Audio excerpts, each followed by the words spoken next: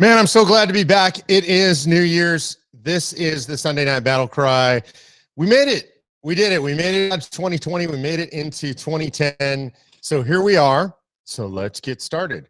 First of all, I got to say, looking back to 2020, what a great year. I know that's weird. I know most people don't feel that way. I feel incredibly blessed. I mean, it was a crazy year. It was an unusual year. I know it was a challenging year for a lot of people. But every time you have challenges, and you overcome those challenges, you're stronger, right? What doesn't kill you makes you stronger. We take all challenges as joy. Every adversarial situation that gets thrown at us, we take that as joy and we learn from it and we thrive from it. I can tell you, as an organization, COS, Convention States, had to learn to navigate the twists and turns, to adapt, to change, and to thrive under difficult circumstances. We've done that. I could not be more proud of our incredible staff here at the COS National Shop. That includes producer G, who's running the board tonight, making everything happen. It includes everybody, literally, on the whole staff, and it includes you, the grassroots on down. And I say that, I know that sounds kind of weird, on down. I mean, the grassroots are on top of the pyramid. At COS, we kind of have what we would call an inverted corporate pyramid, where the most important people in the organization, not me, not any executives, not anybody who's paid on staff, but it's the volunteers on the ground all over the country. You guys did an amazing job adapting, adjusting, and thriving really during 2020. So I'm super proud of you guys for doing that. The legislatures got shut down, so we couldn't do our normal legislative activity. Really had to juggle things around. We served each other with our COS Serves program. We served the states as they were fighting the Open the States battle with openthestates.com. Still fighting that battle, unfortunately. The COVID fascism, the COVID tyranny, all that madness, the face diapers, the social distancing, all the anti-science stuff. We're still fighting that. You're still fighting that. And we did that officially as an organization. And then we really ended up closing out the year with Get Out the Vote, something we hadn't done on a large scale before, something we've become really expert at now. We worked with America's most trusted and known and accurate pollster, Robert Cahaley of the Trafalgar Group. We designed Get Out the Vote programs. We had a positive impact in over 250 races around the country, most of them not races where we participated in a campaign basis, but just a get out the vote basis. And we were very successful all over the country, and we continue to do so. We're going to talk a little bit more about that here going into 2021. Obviously, got the Georgia runoff coming. I think that's the main thing everybody's talking about right now, and we absolutely will dig into that. But first, I got to start with this. The number one first news item, 2021, Nancy Pelosi reelected as Speaker of the House. Now, look, no big surprise to anybody there, but it was incredibly close. One of the closest speaker races in history, 216 for her, 209 for Kevin McCarthy. And by the way, I'm just going to say it, my opinion, Kevin McCarthy, no great shakes either. As you guys, most of you know, I'm not a Republican. I'm not a Democrat. I don't really like most of them much. So, but 216, 209, and in an incredible act of hypocrisy, I love this. The Democrats are nothing if not hypocrites. Absolutely incredible. They are the COVID fascists. They are the face diaper wearing fanatics. They are the maniacs, the fear mongers, the addicts to fear porn, right? So you can't be out in public. You can't eat in a public restaurant. You can't even eat in a restaurant outside. However, if you're a Democratic congresswoman, like maybe you're Gwen Moore from Wisconsin, and you've actually been diagnosed COVID positive, you can still go to the Capitol to vote for Nancy Pelosi as Speaker. Now, that's a real thing. That really happened. They literally put up like some special plexiglass booth, quarantine for her to, but she says she was clear, by the way, which doesn't make sense according to CDC guidelines. Diagnosed on December 28th in the Capitol today. That's only 6 days. They say a minimum of 10 to 7 days to be clear. Now, to be fair, she was asymptomatic. It's my position and the position of most rational scientists, the position of all the major studies that have been done on it. If you're asymptomatic, you're not contagious. This is part of the madness of the lockdown. So to be fair, she says, Gwen Moore, Democrat from Wisconsin, says she was asymptomatic, but she did travel to the Capitol to vote for the Speaker. What? Wait, I thought they hate those of us who say that you're not contagious if you're asymptomatic. I thought they hate those of us who travel, right? Or who leave our home states or who go hang out with other people. But here you got it because why? Because hypocrisy. because it was important to Nancy Pelosi, because she didn't know she was going to be reelected. There was a challenge from Hakeem Jeffries and some younger members of the party. There was some wrangling that went on behind the scenes. People like Ocasio-Cortez and Ilhan Omar didn't vote until the very last round, kind of withholding their votes from the speaker. It was a mess, but she has been reelected. So, well, we might have wanted to ring the bell, ding, ding, the Wicked Witch is dead. That's not going to happen. She is going to be Speaker of the House, the gift that keeps on giving. One of America's most despised politicians, now at 80 plus years of age, she will be running for the youth party, the Democrats, the House of Representatives. Look, I think personally, looking at how the numbers play out and where the public's at, the Republicans are going to have the House in 2022. That's my best guess based on what I see right now. But Lord knows, because anything's possible, because they figured out how to master cheating on a widespread scale, voter fraud. Who knows? Maybe they're in power forever. Anyway, that's what's going on in the House of Representatives right now. And of course, that leads me to Georgia on my mind. That pun has been so overused. Anyway, I had to use it. Georgia is on my mind. We have the Georgia Senate race, the runoffs, right? You've got Ossoff versus Perdue. You've got Warnock versus Loeffler. Are you tired of hearing about this? I'm a little bit tired of hearing about it. But here's one of the things blowing my mind. This race is just straight up neck and neck. Like the polling is within the margins. And I say that's my favorite pollster. That's the pollster I work with, the guy that I trust, the guy that I think knows it best, the guy whose office is in downtown Atlanta. That's Robert Cahaley of Trafalgar Group. It's basically a statistical tie. And I think that's really bad for the Republicans because Democrats know how to cheat, which means they may squeak this one out on voter fraud. I don't know. I think there's going to be less fraud this time than there was last time around because so much is being watched. But if you saw that hearing out of Georgia and the expert telling people that he was in the voting system right now, his team was in the voting system, that was terrifying. I haven't seen much follow-up on that. So I don't know what's actually going to happen in Georgia, but it's going to be damn close. Voting turnout is down, including early voting, which is in-person voting, including mail-in balloting, down. Last I saw, it was down about 600,000 votes from this time prior to the general election in 2020. So its turnout's down. And then on Tuesday, right now the polls are closed and they're closed until Tuesday. All early voting's done. So on Tuesday, what we're going to see is who turns out, because I think this is going to be a turnout game. And you've got Stacey Abrams, she who claims that she's the duly elected governor of Georgia, living on in fantasy land or perhaps a drug-induced euphoria. I don't know. Claiming that she registered 85,000 people. We've seen about 68,000 of them roughly show up in the system as registered. We have now, by all accounts, about 100,000 people have voted who did not vote in the 2020 general election. What? Yeah, let me say that again. 100,000 people plus who didn't vote in the general election in November have voted in this runoff. That's an incredible, amazing number. And by the way, the trend on that number doesn't look great for Republicans. Those are people, if you look at the demographics of those people, those who we have any kind of demographics on, because we cross-tab this data with consumer data and other stuff, they look like young, white, some of them young, black, but they skew much younger, likely to be Democrat voters. Georgia, by the way, doesn't have a registration system. You can't tell whether somebody's a Democrat or Republican except by their voting history. A bunch of these people don't even have a voting history. So again, these are new registrants, can't really tell. But I'm going to say right now, not looking good for the Republicans. As always, I would say it has looked better for Loeffler than for Perdue. But I think it's sketchy for both of them. I don't know what's going to happen.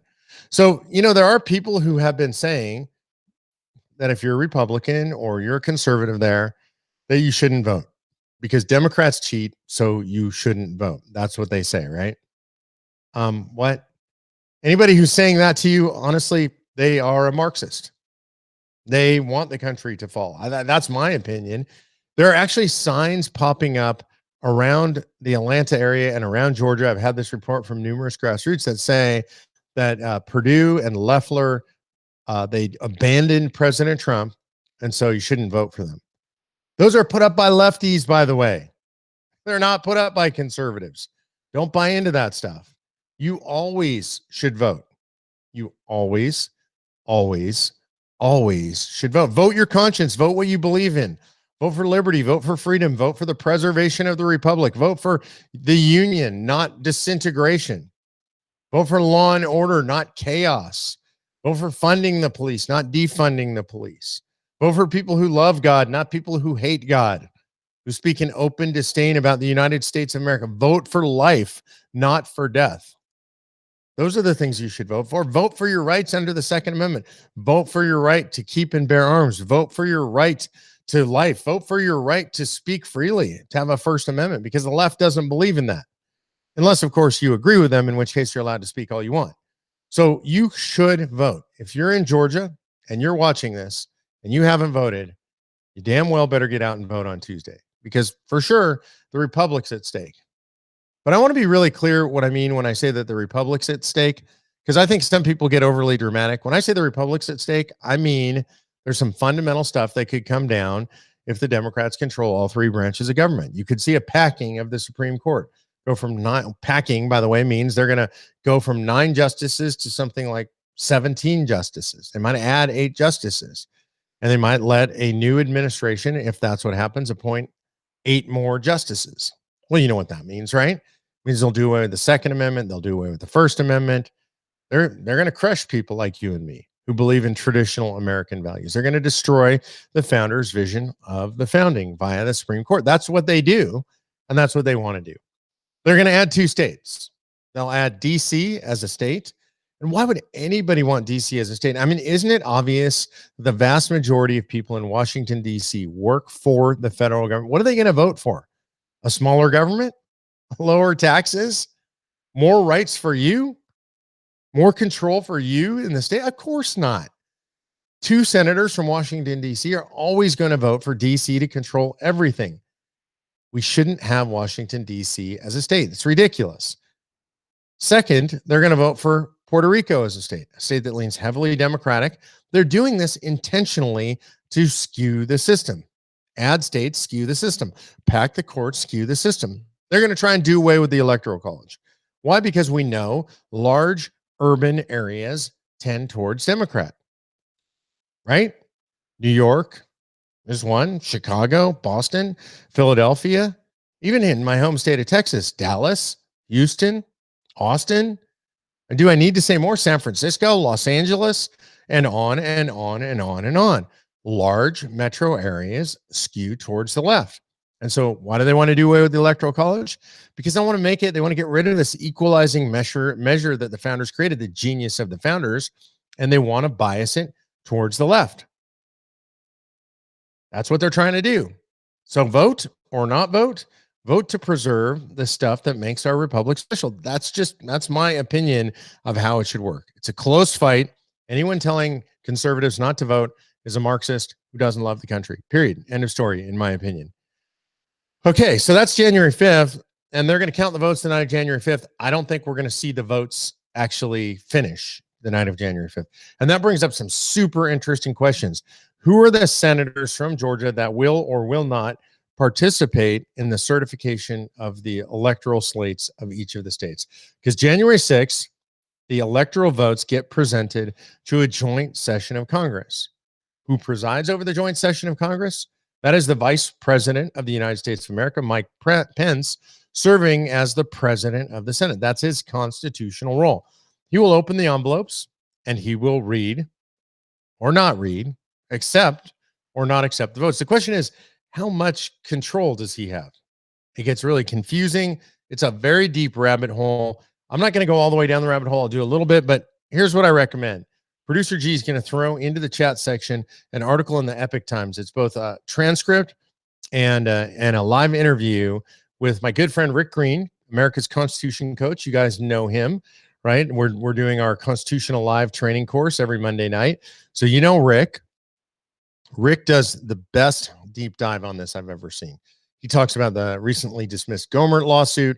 He talks about the 1887 law, which has become it is just absolutely confusing. It alleges to take constitutional authority away from the vice president, invest it somehow in the House of Representatives and the Senate, but it's so confusing. Nobody can understand it. That, again, was what the Gohmert lawsuit was about. He talks about exactly what Pence's responsibilities are, exactly what his authority is. Again, there's a lot of lack of clarity here. What happens? I don't think anybody actually knows. We know 7 states have sent actual independent secondary slates of electors. So you have a Democrat slate and a Republican slate. We know Josh Hawley in the Senate and now 11 other Republican senators say they'll object. We've heard that there are roughly 140 members of the House of Representatives that will object. And how that process comes down, I think the most fair thing to say is that I have no idea. And anybody who tells you they actually know what's going to happen has no idea. Right? I think that we can squarely, easily assert that likely the status quo will prevail. That's just what generally happens, right? But I would say all bets are off. Pop some popcorn. If you're like me, drink a Red Bull. Maybe you want a beer, whatever your favorite alcoholic beverage is. It's going to be entertaining. It's going to be constitutional history in the making. And I think it's worth watching and watch it play out so that you know exactly what happens on January 6th. You need to know. All right, now I'm going to do a new feature that we're going to do, I think, every week. I'm going to try and do it. And that is we're going to talk about the evil, really bad, no good, terrible, horrible, vicious, nasty, inhuman Chinese Communist Party. I'm sorry if that was too nice. It was too nice, really. These are just straight up evil people. We're going to call it the CC Palooza, right? The Chinese Communist Party Palooza. We're going to do it every week. We're going to talk about exposing this beast, this evil machine for what it really is, because this is a plague on humanity that intends to take over the earth. If you want to see, you saw the way the Wuhan virus spread. That's the CCP's intent for its governing tentacles. And by governing, I mean tyranny, I mean control, I mean totalitarianism. That's the intent of the CCP all over the earth. They unleashed this virus on us. I'll say it. No, it's not a conspiracy theory. This is the reality. Was it a mistake or was it intentional? I think it was a mistake. I think it was incompetence, as always happens in totalitarian regimes, right? It's about ego and demands. It's not about the realities of science. This virus got released on us by the Chinese Communist Party. That's how evil they are. They covered it up. They destroyed the evidence. That's how evil they are. Do you need historical evidence of how evil they are? Somewhere under just Mao, somewhere between 40 and 80 million human beings perished of unnatural causes. They were directly killed. Many of them died in the famine caused by, ironically, something called the Great Leap Forward. See, this is what Marxists do with language, right? Men are women, women are men, like going back 100 years and causing everybody to starve instead of being called some kind of regression or retrogression is called a Great Leap Forward. Somewhere between 40 and 80 million people. Now, we don't know the total number. And part of the reason is because they don't tell us. They lie about this kind of stuff. This is what the CCP is about. But I got to tell you, the CCP is in trouble. I don't think the center can hold in China. And how fast or how slow this happens, I don't know. But here's the thing. They introduced capitalism into the Chinese totalitarian system, right? We opened our markets to them. I actually think in hindsight, this was a big mistake. And Nixon did this, right? He traveled to China, opened our markets, opened trade with China, opened relations with China. I think it was a bad thing. We enriched China to our detriment. When companies go to China to do business in China, our companies are required to turn over their intellectual property. China just steals it. Our companies are required to have Chinese majority ownership where they're, and all of their companies, ultimately in one way or another, controlled by, under the thumb of the evil CCP. Because when the CCP comes to you and says, you're going to do this, you're going to turn over that data to us, you're going to turn over that patent information to us, you're going to turn over those secrets to us, you can't say no because they'll throw you in jail. So now you have these giant commercial enterprises and they're kind of getting out of control. And by that, I mean, they're kind of not as much as under the thumb of the CCP as the CCP would like. And right now in China, the CCP is placing Chinese authorities, Chinese Communist Party authorities in these companies into positions of control. It's not going to work out well. Not for these companies. I think we're going to start to see wide-scale seizure of Western assets of companies that are partnered in these companies in China. And I think the United States needs to be ready for this. We need to pass a law that says if they seize any of these assets, we seize their assets here because they own a lot of stuff here too. And we need to be ready for the coming war. Is the war going to be a hot war? I don't know. I don't think so right now. I don't look to be a hot war. I think it's a technology war. I think it's a spy war. It's a cyber warfare war. It's a patent war. It's a technology war. It's a medicine war. I think we're seeing it's potentially a bio war, biohazard war. But we better be ready. And so every week on this show, we're going to expose stuff like this. I'm going to do it on my Facebook Live. I'm going to do it on my new podcast. By the way, you can go look up Mark Meckler Show. You'll find the new podcast out there with the New Side Media Productions that we've just started for the new year. So I'm going to be doing at least one a week of those. And we are going to talk about, and we are going to expose, and we are going to harp on, and we are going to point at the evil that is the CCP, the Chinese Communist Party. They're here, by the way, in our universities, in our companies, in our businesses, in our institutions, and we have to root them out. We are going to lose. Western civilization is going to lose. So, I hate to be a bummer, but that's the enemy. That's the enemy that we're facing right now, and we have to do something about that. All right, I'm going to close with this and then go to Q&A. Let's talk about what's up for convention of states in the new year. I think it's a good year for us.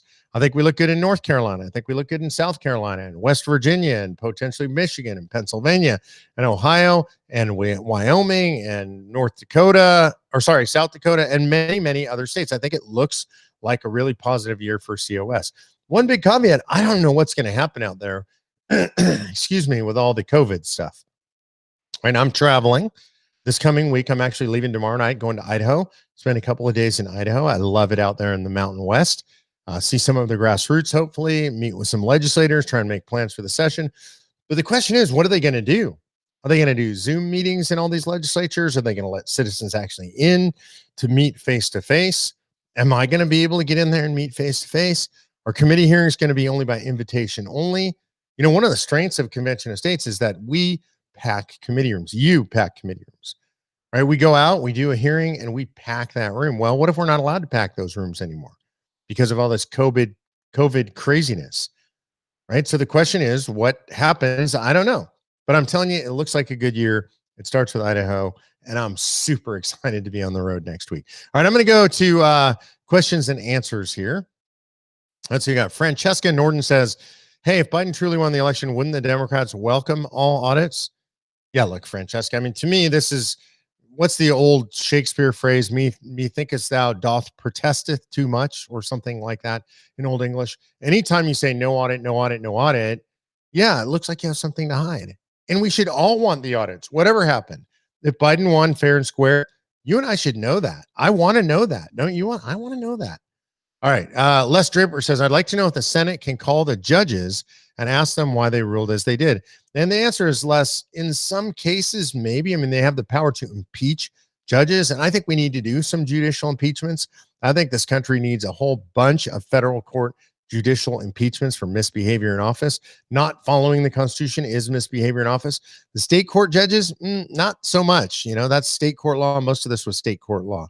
All right, let's see. Who do we have next? John Marinaccio says, do you think Pence will not validate Pennsylvania and Georgia? Man, this is a hard one.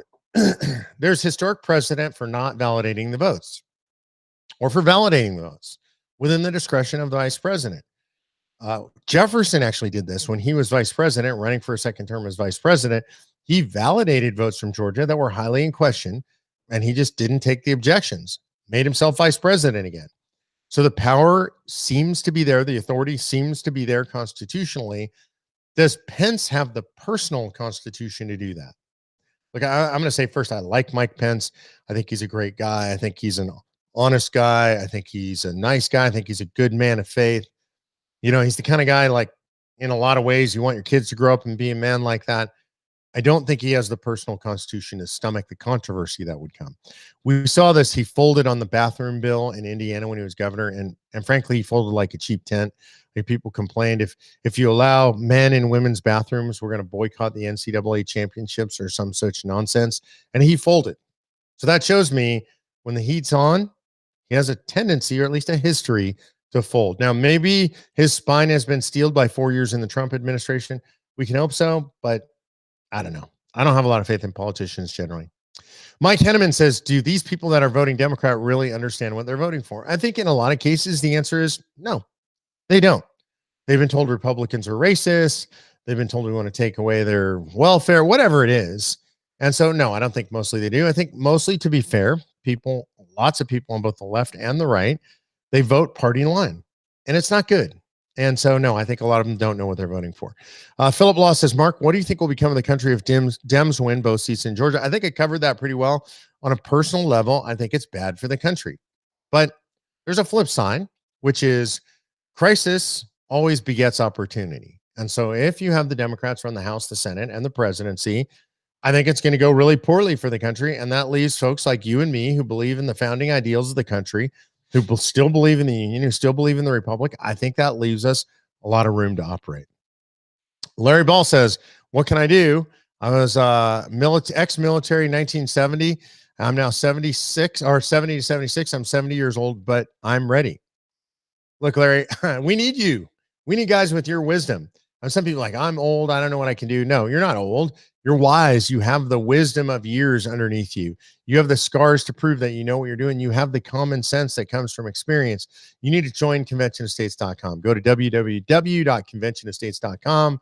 Sign up, sign the petition, click the take action tab, and sign up to volunteer because we absolutely need you engaged. All right, Dedrick Sorensen says, I love the idea of a convention of states, but who would be representing us in that convention? Well, it depends on where you're from, Dedrick.